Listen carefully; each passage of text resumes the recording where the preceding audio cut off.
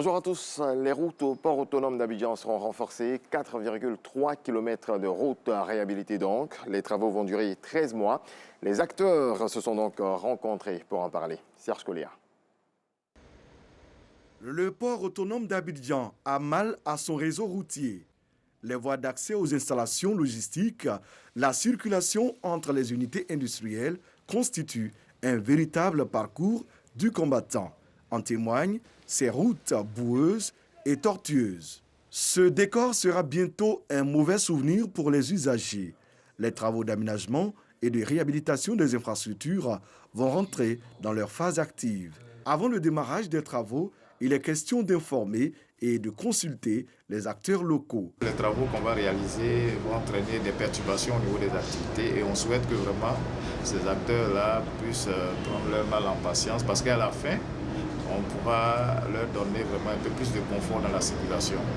Et je voudrais quand même surtout demander au port autonome d'Abidjan qui gère toute cette zone de vraiment nous assister pour mieux organiser surtout la circulation et le stationnement des camions dans la zone parce que si la circulation n'est pas bien réglée, c'est certain que ça va beaucoup perturber les travaux.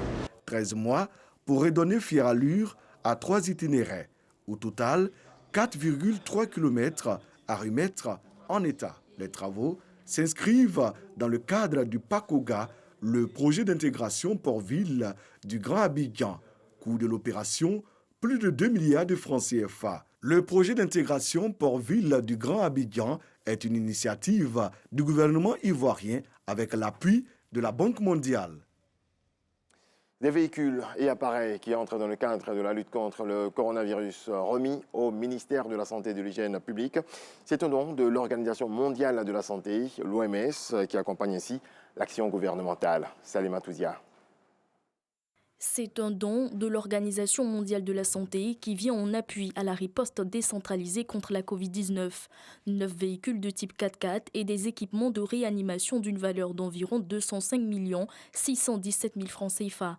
Le fruit d'une coopération avec la Banque mondiale face à la pandémie. En appui aux efforts du gouvernement de la Côte d'Ivoire dans la lutte contre la Covid-19, l'OMS poursuit la mobilisation des ressources auprès des partenaires de la santé. C'est dans cette optique et avec un financement de la Banque mondiale, acquis grâce à votre plaidoyer, Monsieur le ministre, que l'OMS apporte un appui depuis bientôt 3 mois à 100 districts sanitaires dans tous les domaines de la réponse sanitaire à la Covid-19 pour leur permettre de délivrer des interventions efficaces et aussi de bâtir la résilience nécessaire pour faire face aux défis futurs. Les équipes de terrain des 8 pôles régionaux de prise en charge de la Covid-19 voient ainsi leur capacité logistique et opérationnelle renforcée face à la maladie qui continue de sévir, rappelle le ministre de la Santé et de l'Hygiène publique.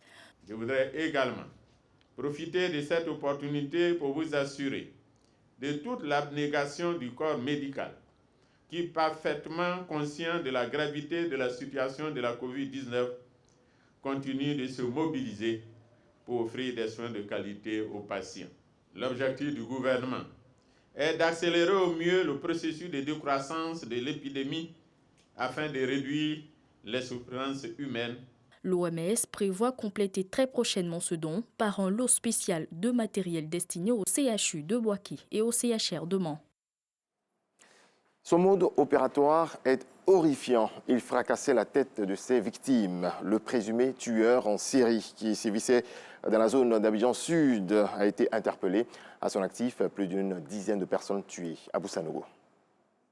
Fin de série pour le présumé tueur en série. Il sévissait dans la commune de Marcouri, où des cas de mort violentes et suspectes ont été enregistrés, et ce, depuis le mois d'octobre 2020.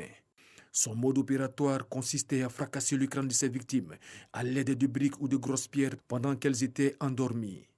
Et ses cibles étaient des indigents qui squattaient les dessous de ponts, les grands carrefours et autres lieux en plein air pour passer la nuit. Il sévissait entre 2h et 3h du matin. Face à ces nombreux cas de meurtres en série, les fins limiers de la direction de la police criminelle, conduit par le commissaire divisionnaire de police Zagadou Vincent de Paul, directeur de la police criminelle par intérim, ont été mis à contribution. La mutualisation des actions des enquêteurs et des équipes d'intervention de la brigade de recherche et d'intervention a abouti à l'interpellation de ce présumé tueur en série.